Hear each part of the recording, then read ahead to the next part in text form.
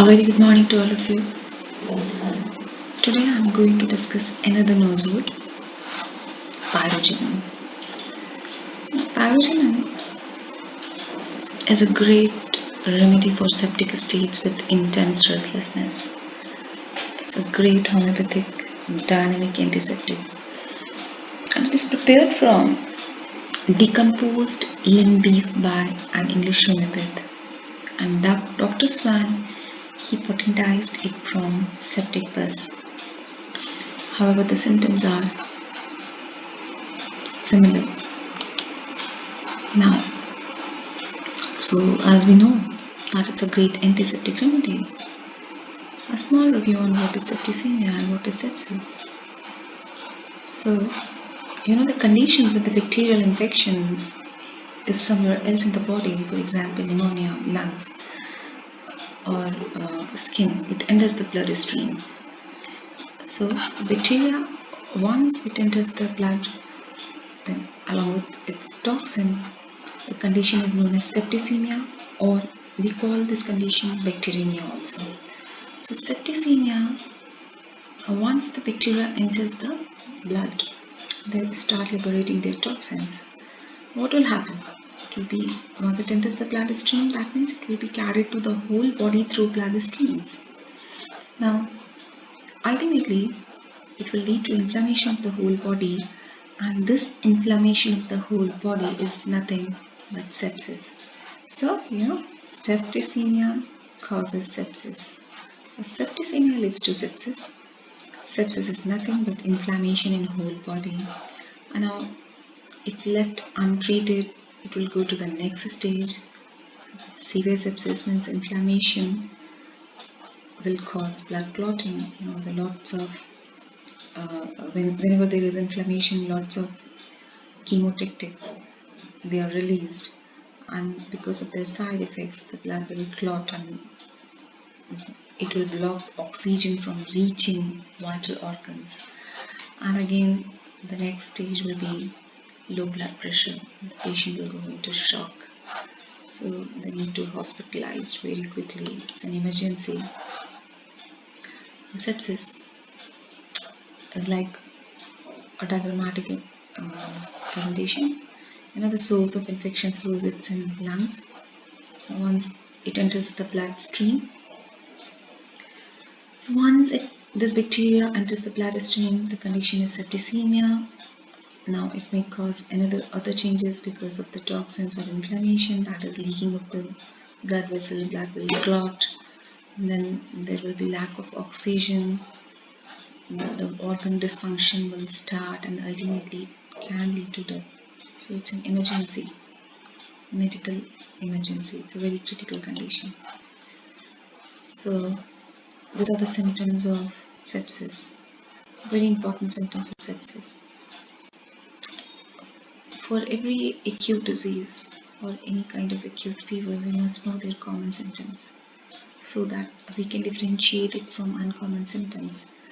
Being a homeopath, you know that we are very interested in uncommon symptoms. We are not interested in symptoms of disease because we are not going to give any antibiotic to treat these symptoms. We are going to give a medicine based on symptom similarity. So for us, if we take any case, we need to analyze it, and we are very much interested in uncommon symptoms. So first we must know the common symptoms. Then only we can find out the uncommon symptoms or characteristic symptoms of any medicine. So let us discuss the common symptoms which we see in septicemia or sepsis. A fever or abnormal body low temperature. Now, if there is low body temperature, it is more dangerous condition. A rapid breathing or respiratory rate increases, the heart rate increases, there is change in mental status, so there is some confusion in mind. Now, there can be low blood pressure, can be skin discoloration. So when the blood clots, we get skin discoloration. Then, dyspnea can be one of the symptoms, chill, shivering, or feeling cold. nausea, vomiting, or diarrhea. So these are some presenting complaints of the patient with septicemia or sepsis. And the common infections which can lead to sepsis are lung infections, UTI, gut infection, skin infection. So you can see that the most common cause is lung infection. Yes, lung infection is the cause for 35% of the cases with sepsis. However, whatever may be infection, pneumonia or kidney infection or typhoid or anything, we can use pyrogenum in all the conditions, irrespective of the cause of infection, if the symptoms agree. Now, signs and symptoms of sepsis: there is shivering, fever, feels very cold, extreme pain or discomfort, skin can be clammy and sweaty, confusion or disorientation of mind, can be shortness of breath, high heart rate, common signs and symptoms of sepsis. Now let us discuss characteristic symptoms of pyrogenum in which we are interested. Number 1, aching, bruised, sore and prostatic, yet the patient is restless, like arnica. Restlessness is marked in this remedy. Restlessness, there's aching, the bruised feeling is there like arnica, there is soreness and still the patient is restless. We must compare it with arnica. Bony pains. Yes, the bony pains, another remedy for bony pain is euphytorium, we know that. And the bed feels hard, like it's also in arnica. Parts lean on, feels sore and bruised. Or it is like baptisia and arnica. There is a feeling of soreness and bruised. Now, loquacious, the patient is very loquacious or maybe excited, anxious, sensitive, or he can be confused, sense of duality, hallucination. There can be headache, bursting kind of headache with restlessness. If there are GIT symptoms, you can find that the number one important thing is foul smell, bad smell. The taste, the secretion and odor of the body, all the discharges are horribly offensive. Yes, maybe because of decomposition which is going on inside the body. And the tongue is smooth, varnished, it's a fiery red, dry, articulation is difficult. So this kind of tongue could be seen in fever. The vomiting is persistent, brown, coffee brown, very offensive. The diarrhea again is horribly offensive, involuntary and uncertain when passing flatus, also like alloy. So constipation is like opium, complete inertia. The stools are black, very bad smell again, the carrion like small black balls. If you find fever, definitely the pattern of fever depends upon the underlying cause, whether it's typhoid, it's typhus, it's pneumonia, or what is the underlying cause.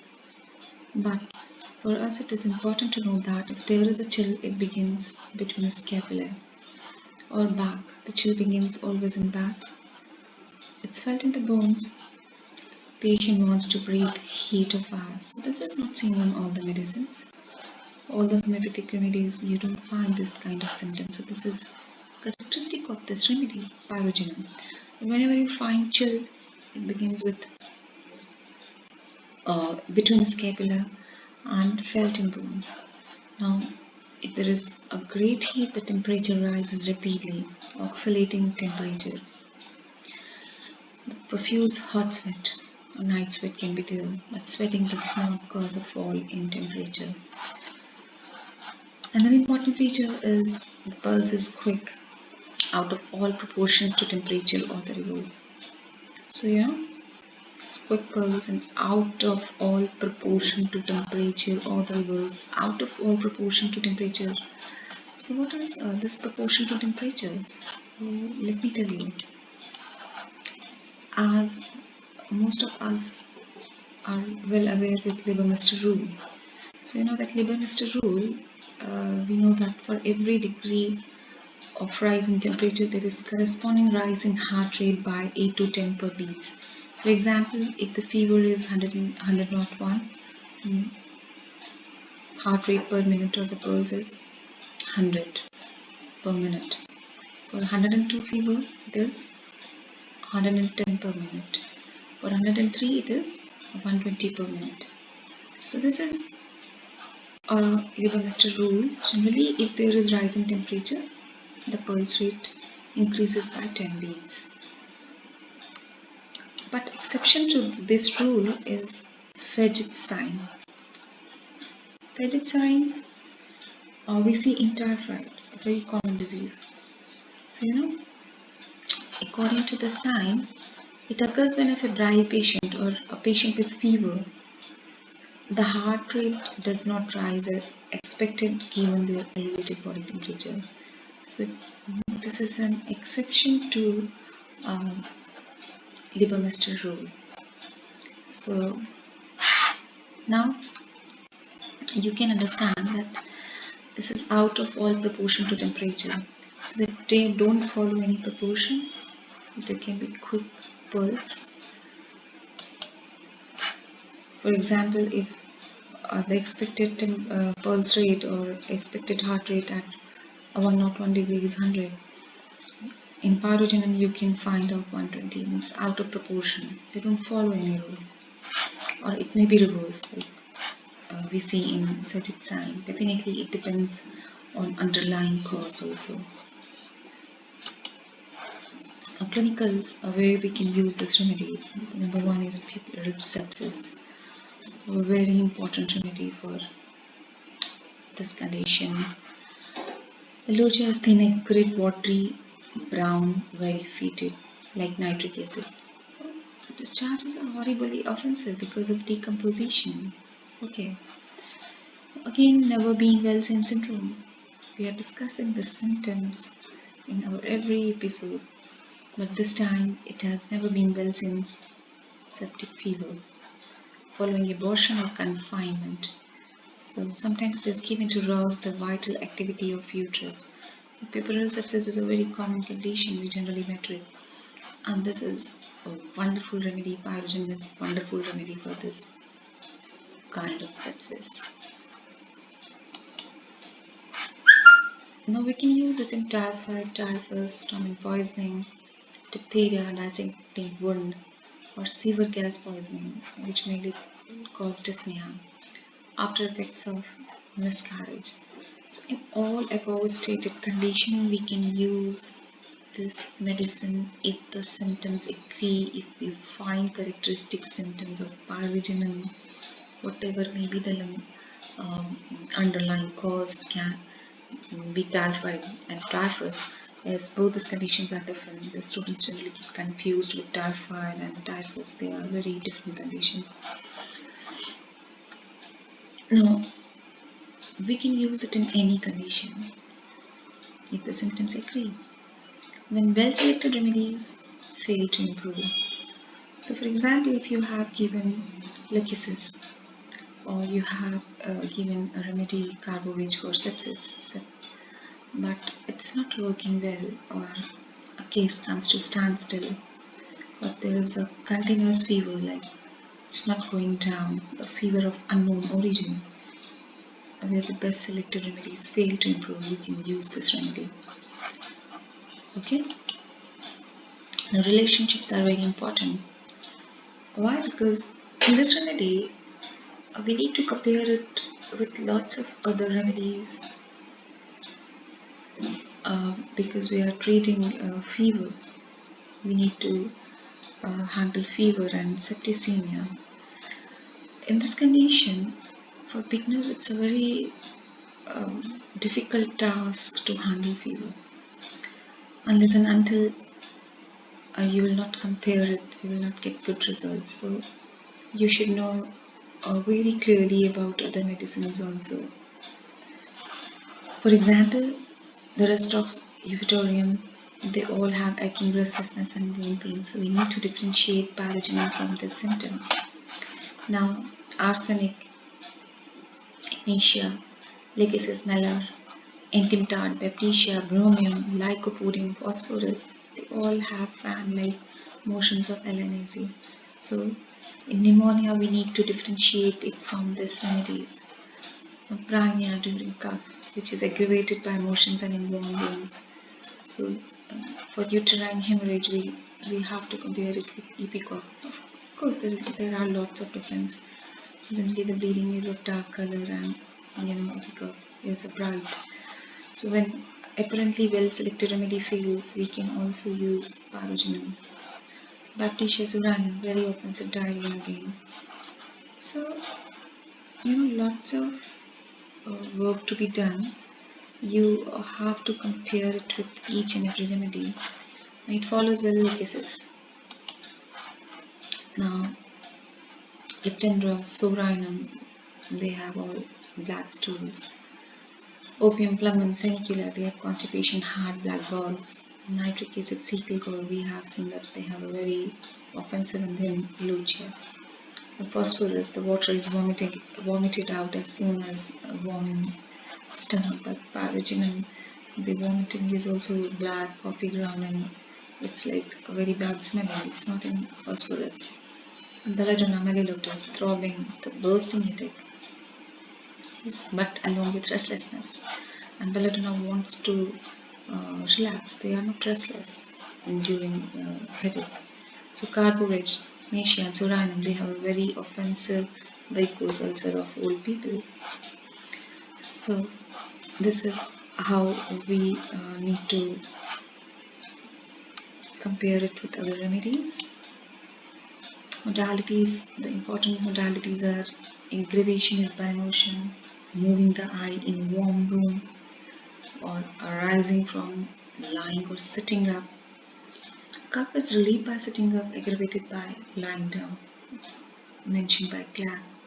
Then amelioration is by heat, hot bathing, drinking hot water, or when the patient tightly binds affected part, stretching out limbs, walking or changing position.